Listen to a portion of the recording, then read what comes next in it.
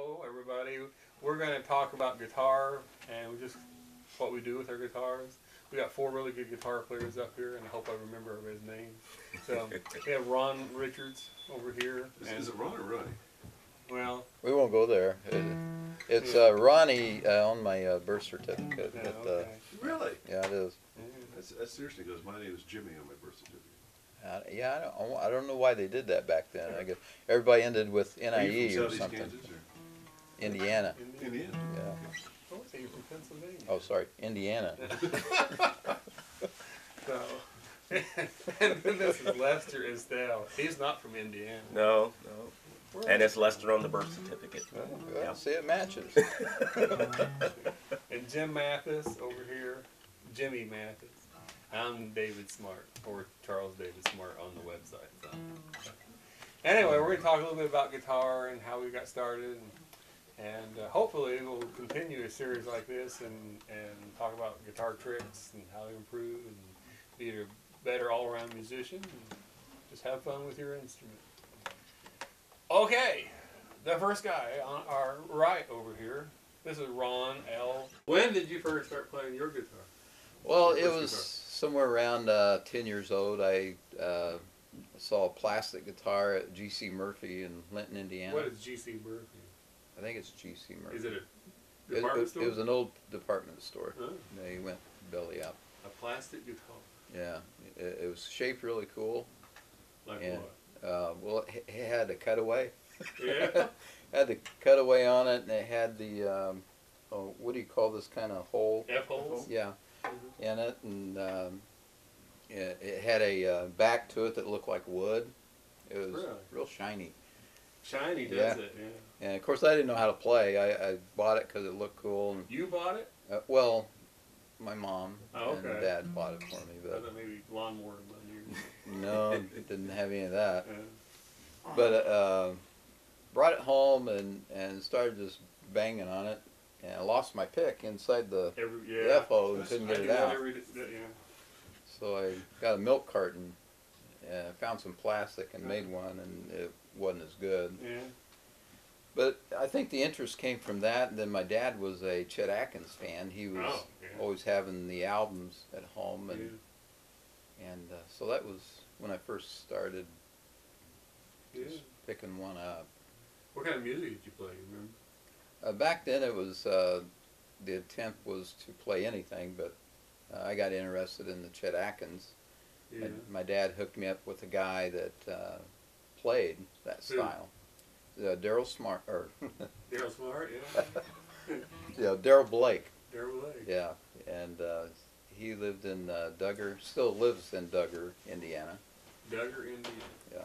Now, where's that's near what?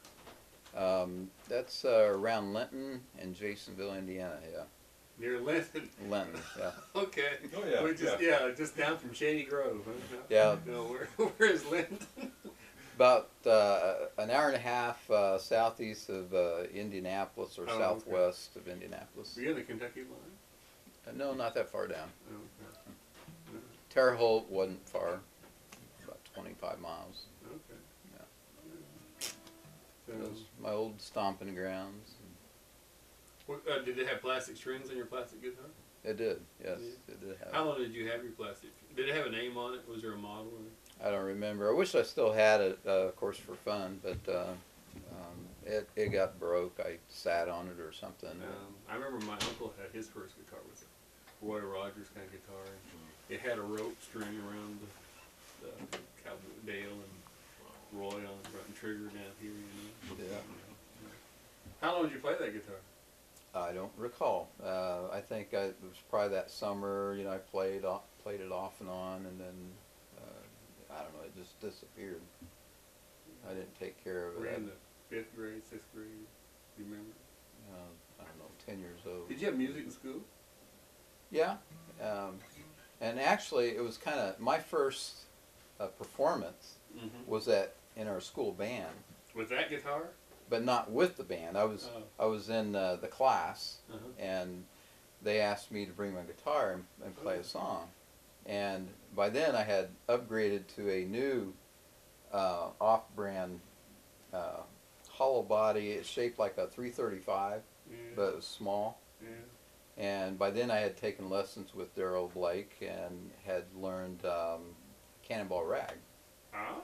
So this was 6th grade. Can you play a lick of Cannonball Rag? Well, I'm not tuned to standard right now. Oh, Otherwise, this it one would. is. Well, yeah.